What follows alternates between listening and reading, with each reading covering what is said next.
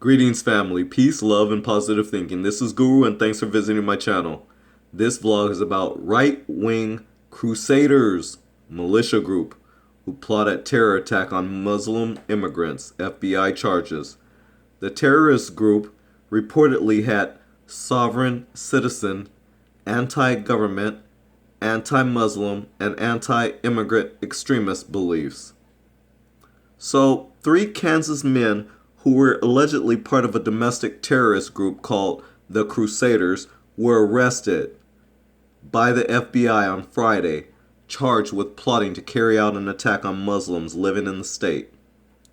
The men are identified as Patrick Stein, Gavin Wright, and Curtis Allen, and are all in their late 40s.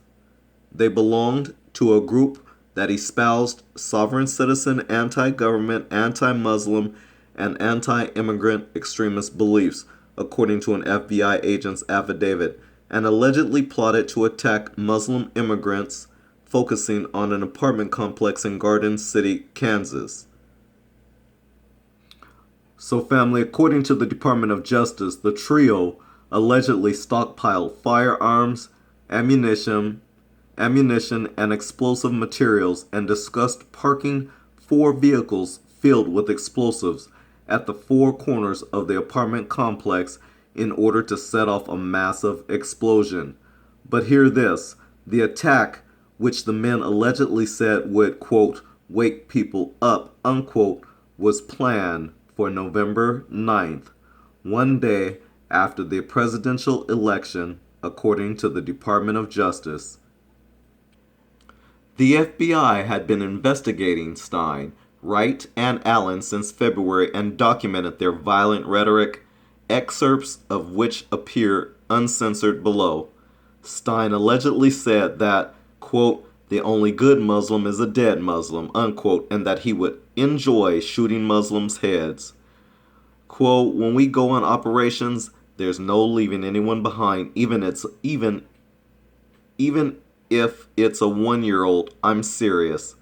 I guarantee if I go on a mission, those little fuckers are going bye-bye, he said, according to the FBI.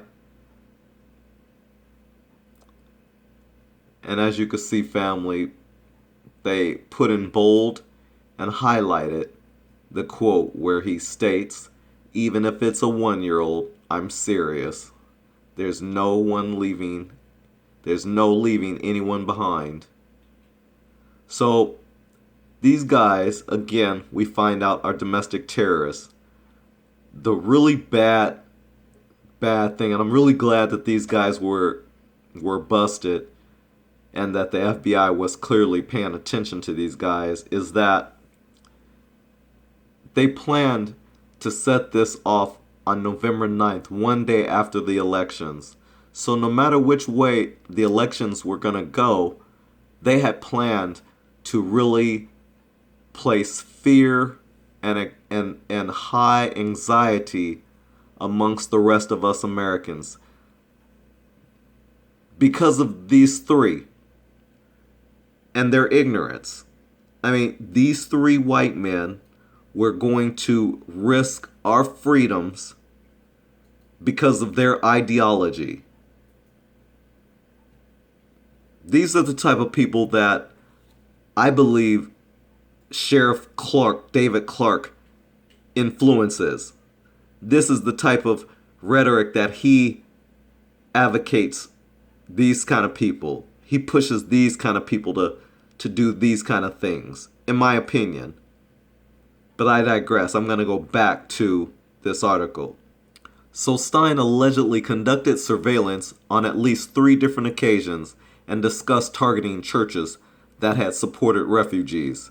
At a July 2016 meeting at Wright's mobile home business where Allen worked, the 3 allegedly plotted attacking city and county commission meetings and even landlords who rented to Muslim refugees.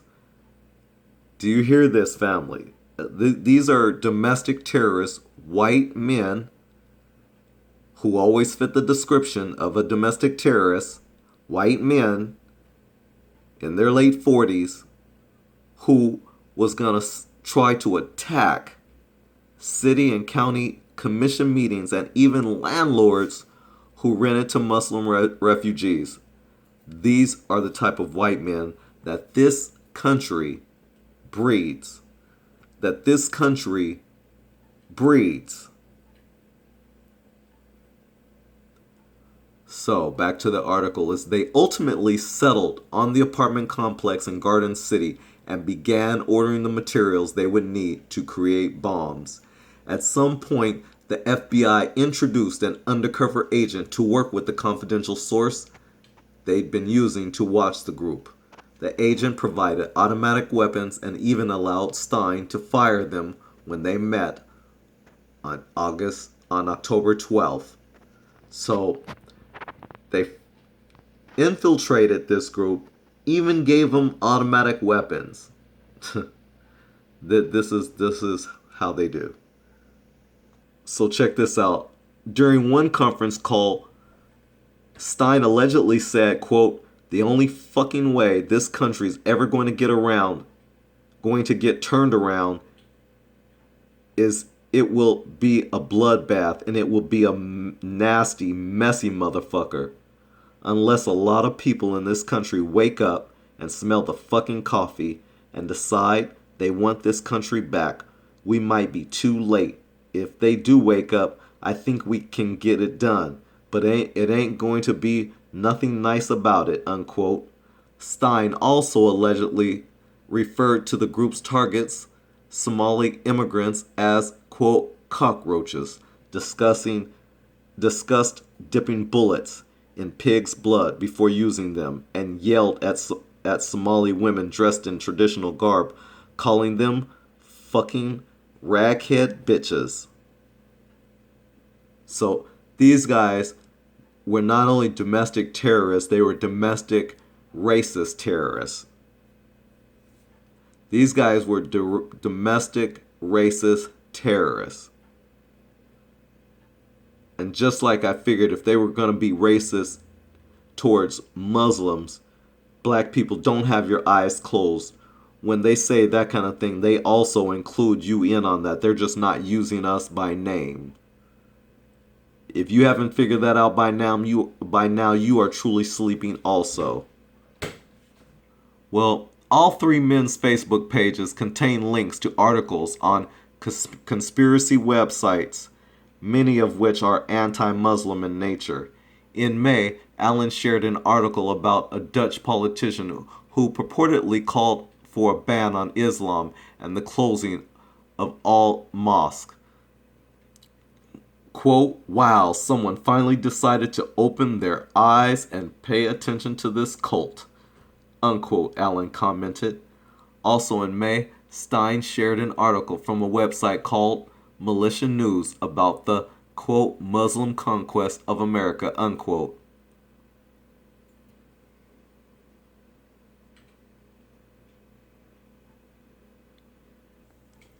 So family, the men's arrests come amid a surge in hate crimes targeting Muslims or those perceived to be Muslim.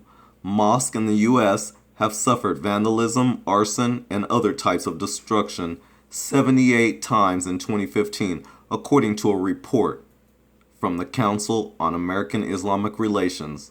That's a nearly 400% jump from 2014.